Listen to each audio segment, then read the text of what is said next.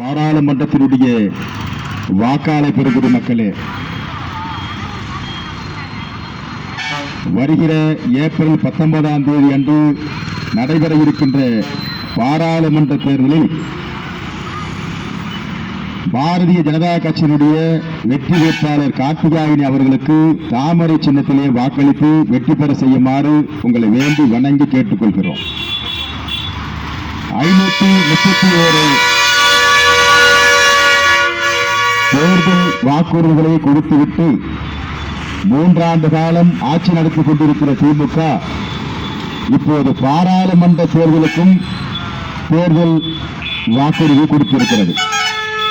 பாராளுமன்றத்துக்கு 272 உறுப்பினர்கள் வந்தால்தான் ஆட்சி அமைக்க முடியும். அப்போதுதான் தேர்தல் வாக்குறுதியை நிறைவேற்ற முடியும். தமிழ்நாட்டிலே வெறும் 20 தொகுதியிலே நிற்கக்கூடிய திமுக ஒரு தேர்தல் வாக்குறுதியை வெளியிட்டுள்ளது. 20 பாராளுமன்ற உறுப்பினர்கள் எங்கே? 272 பாராளுமன்ற உறுப்பினர்கள் எங்கே? அதுவும் அந்த தேர்தல் அறிக்கையிலே ஏற்கனவே சட்டமன்ற தேர்தலில் 2021 சுட்ட வடையை விட இப்ப இந்த பாராளுமன்ற தேர்தலுக்கு கொடுத்த வாக்குறுதி அதை விட அதிகமாக வடையை சுட்டிருக்காங்க.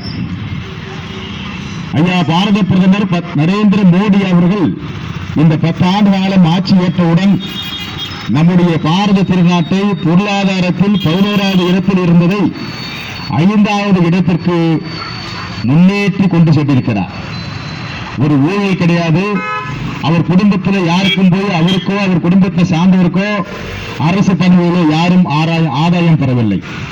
மக்களுக்கான 300க்கும் மேற்பட்ட திட்டங்களை மட்டுமே கடந்த 10 ஆண்டுகளில் பாரத பிரதமர் நரேந்திர மோடி அவர்கள் நிறைவேற்றியுள்ளார்கள்.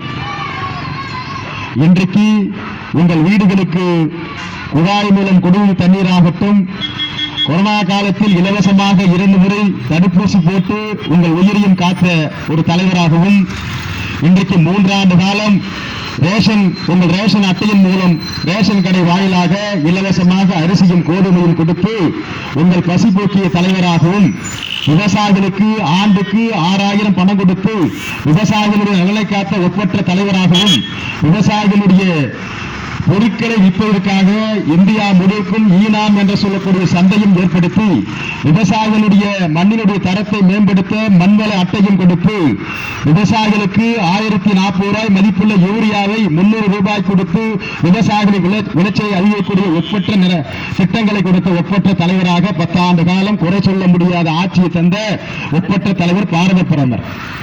ஆனால் இந்த 3 ஆண்டு காலம் ஆட்சி ஏற்ற திமுகவுடைய ஆட்சியிலே நீங்க பார்க்கலாம். நாங்க ஆட்சிக்கு வந்தவுடன் அனைத்து மகளிருக்கும் 1000 ரூபாய் தருவோம்னு சொன்னீங்க. 1000 ரூபாய் கொடுத்தீங்களா? நேற்று கூட ஒருத்தர் இந்த வழியா போகும்போது அவர் ஆரம்ப சுகாதார நிலையத்தில் கொசு மருந்து அடிக்கிற ஒரு வேலை செய்யறார். ஒப்பந்த அடிப்படையில் வேலைக்கு போனாதான் 500 ரூபாய் அவருக்கு ஒரு நாளைக்கு.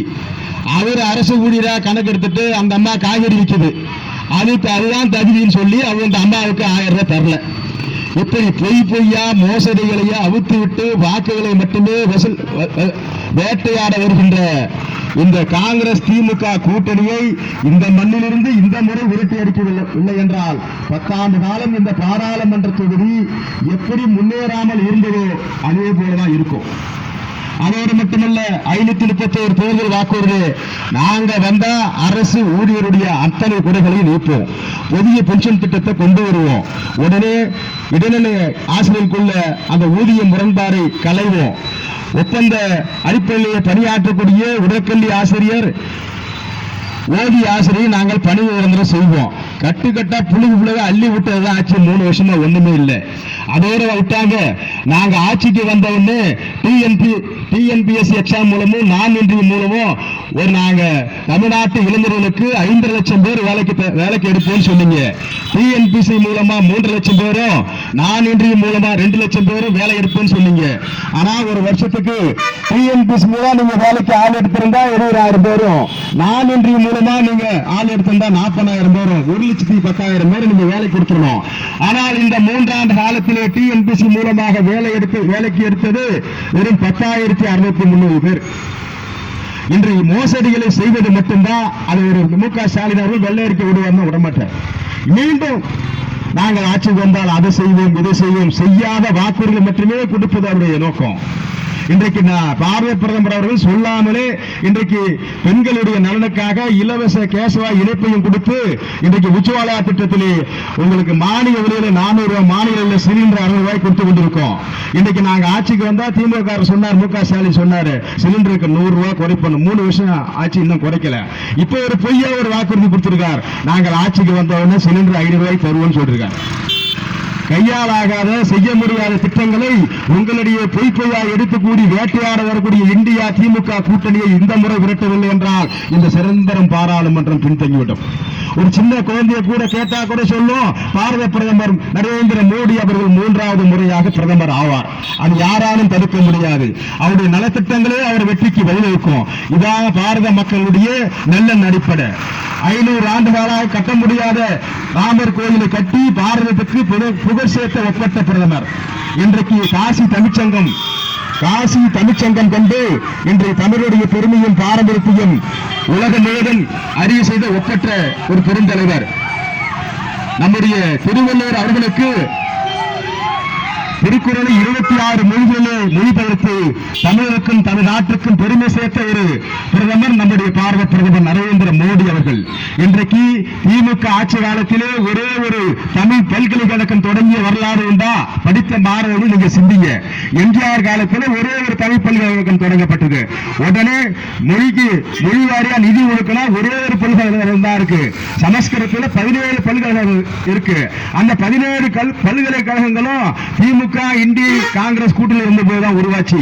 தமிழுக்காக ஒரு தனிப்பட்ட வளர்ச்சிக்காக ஒரு தமிழ் பல்கலைக்கழகத்தை உருவாக்காத போலி திமுகவினுடைய இந்திய கூட்டணியை இந்த முறை நீங்கள் விழித்து துரத்தி அடிக்கவில்லை என்றால் இந்த பாராளுமன்ற தொகுதி மீண்டும் 10 ஆண்டுகள் பின்னோக்கி சொல்லும். நல்லா சிந்திச்சு வச்சீங்க மனசுல. பிரதமருடைய திட்டங்கள் இன்றைக்கு தமிழர்களையும் தமிழ் பண்பாட்டையும் மேம்படுத்தக்கூடிய வகையிலே மயிலாடுதுறை தருமபுரி ஆணையத்தில் இருந்து நம்முடைய செங்கோலை கொண்டு போய் பாராளுமன்றத்திலே வைத்து தமிழருக்கு பெருமை சேர்க்கக்கூடிய வகையிலே ஒரு நல்லாட்சி நடத்தக்கூடிய நாயருடைய கரத்தை வலுப்படுத்தக்கூடிய வகையிலே நீங்கள் தாமரை சின்னத்துக்கு இந்த பாராளுமன்ற தொகுதியை வாக்களிக்க வேண்டும். அப்படி நீங்க வாக்களிக்கணும்னா வேற சின்னத்துக்கு வாக்களித்தீங்கன்னா அது பாழுங்கிணத்தில் போட்ட கல்லாக மாறிவிடும். இன்றைக்கு இளைஞர்களுக்காக தொழில் பயிற்சியை கொடுப்பதற்காக ஸ்கில் இந்தியா திட்டத்திலேயே 1 கோடியே 4 லட்சம் இளைஞர்களுக்கு தொழில் பயிற்சியை கொடுத்து அவர்கள் தொழில் முனைவாக மாற்றி காட்டிய ஒப்பற்ற தலைவர் பாரத பிரதமர் நரேந்திர மோடி மட்டும்தான். இன்றைக்கு தாழ்த்தப்பட்ட மக்களுக்கு ஸ்டாண்ட் அப் இந்தியா திட்டத்திலே 50% மானியத்தோடு 1 கோடி ரூபாய் வரைக்கும் அவர்கள் தொழில் தொடங்க ஒரு அருமையான திட்டத்தை கொடுத்து அதை ஏற்படுத்தி செயல்படுத்தி காட்டிய ஒப்பற்ற தலைவர் பாரத பிரதமர் நரேந்திர மோடி மட்டும்தான். நல்லா நினைச்சுக்கங்க. இந்தியா முழுக்க இருக்கக்கூடிய தாழ்த்தப்பட்ட மக்களுக்காக 70 எம்பிகளை உருவாக்கி அதில் 12 பேரை அமைச்சராக்கி அழகு பார்த்த ஒப்பற்ற தலைவர் பாரத பிரதமர். முருகன் யாருன்னா ஒரு தாழ்த்தப்பட்ட இடத்தை சேர்ந்தவர். அவருக்கும் மதிப்பு கொடுத்து மரியாதை கொடுத்து இணை அமைச்சராக ஆட்சி காட்டிய ஒப்பற்ற தலைவர் பாரத பிரதமர். இன்றைக்கு நரிக்குறவர் இனமும் குருவிக்கார இனமும் இந்த இந்தியா சுதந்திரிலிருந்து கிட்டத்தட்ட 75 ஆண்டுகளாக அவர்கள் எம்பிசி கோட்டாவிலே இருந்தாங்க. தமிழ்நாட்டில் எம்பிசி கோட்டா, ஒவ்வொரு மாநிலத்திலும் பிசி கோட்டா எம்பிசி கோட்டாவில் இருந்த அவர்களை ஆய்வு செய்து கணக்கெடுத்து ஷெட்யூல் ட்ரை கேசட்லே சேர்த்து அதிலே ஒரு பெண்மணி பெரம்பலூரை சேர்ந்த ஒரு பெண்மணி கோகிலா நீட் தேர்வில் முதல் மருத்துவராக மாறுகிறார். இப்படி இடஒதுக்கீட்டை கொண்டு இடஒதுக்கீட்டை தன்னுடைய ஆட்சியின் மூலம் செம்மையாக நடைபெறுத்தி காட்டிக் கொண்டிருக்கிற ஒரு ஒப்பற்ற இடஒதுக்கீட்டு போராளியாக சமூக நீதி காத்த காவலராக இருக்கக்கூடியதுதான் நம்முடைய பாரத பிரதமர் நரேந்திர மோடி அவர்கள். இன்றைய தேர்தல் அறிக்கையிலே வளர்ச்சியடைந்த பாரதம் என்பது அவருடைய லட்சியம். அவர் இதுக்காக டிவி தரதான், அதுக்காக இந்த 10 ஆண்டு காலம் ஆட்சி நடத்திட்டு அவர்கிட்ட அவர் போட்டிருக்க துணியை தவிர எதுவும் கிடையாது. அவர் குடும்பத்தில் யாரும் அரசு பதவிக்கு யாரும் விட்டு போய் யாருக்கும் வாய்ப்பு கொடுத்தது கிடையாது. அதே போல இப்ப நம்ம முதல் 5 ஆண்டு காலம் கருணாநிதி அவர்கள் இந்த ஆட்சி இருக்கிற போது 1970 ஊழலுக்காக கலைக்கப்பட்ட ஒரே ஆட்சி பிரதமர் ஆட்சி.